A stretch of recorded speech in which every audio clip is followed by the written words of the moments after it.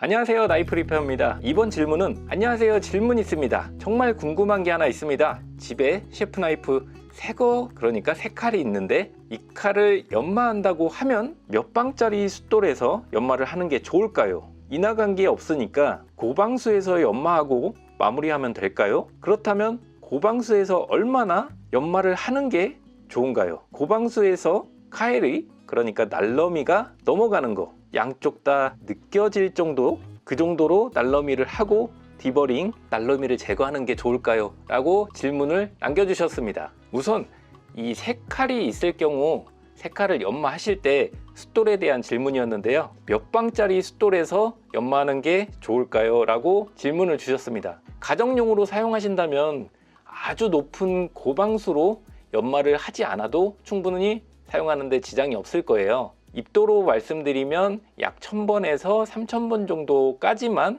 연마를 해주셔도 사용하시는 데는 크게 문제가 없습니다. 그리고 실제로 사용하시면서 불편함도 많이 없을 거예요. 그리고 인화가 한 게 없으니까 고방수에서 연마하고 마무리하면 될까요? 이렇게 남겨주셨는데, 가정용으로 사용하실 때 숫돌이 만약에 3개가 있다면, 그리고 2개가 있다면, 하나가 있을 경우는 하나만 사용하시니까 예로 들진 않겠습니다. 2개나 3개가 있다면 인화감이 없는 상태에서는 날끝만 가볍게 세워주시면 충분히 다시 절삭력이 돌아오게 됩니다. 그래서 이 절삭력을 돌아올 때까지 연마를 해주셔야 되는데, 낮은 입도에서 천천히 올라가시는 방법도 있지만 그렇게 되면 그만큼 날 소모가 되기 때문에 고방수로 먼저 연마를 하시고 부족하다면은 아랫방수로 내려가시는 게 좋은 방법이 될 수 있습니다. 그리고 카일이, 그러니까 날 끝 부분에 이렇게 보면 날 끝 부분이 연마로 날러미가 넘어가는 이 부분을 말하고 있는데, 이 날러미 같은 경우는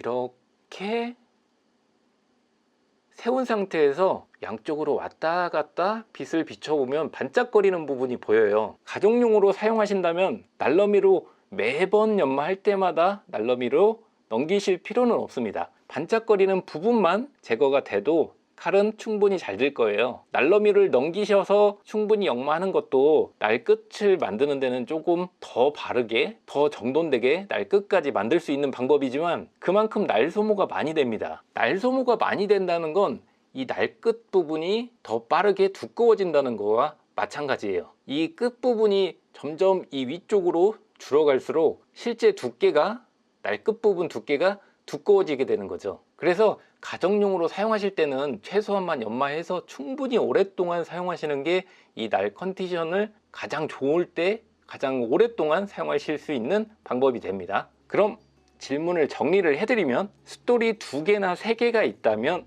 높은 입도의 숫돌부터 점차 내려가면서 연마를 해주시고, 칼을 위쪽으로 들었을 때 반짝이는 면이 없어지는 정도, 그 정도만 연마를 해주시면 됩니다. 날러미는 가급적이면 충분히 넘기는 것보다 최소한만 넘겨서 작업을 해주시는 게 좋고, 날 소모는 크지 않을 정도로 유지를 해주시는 게 오랫동안 좋은 성능을 유지하면서 사용할 수 있는 방법입니다. 자, 그럼 답변이 괜찮았나 모르겠습니다. 다음 영상에서 뵙겠습니다. 감사합니다.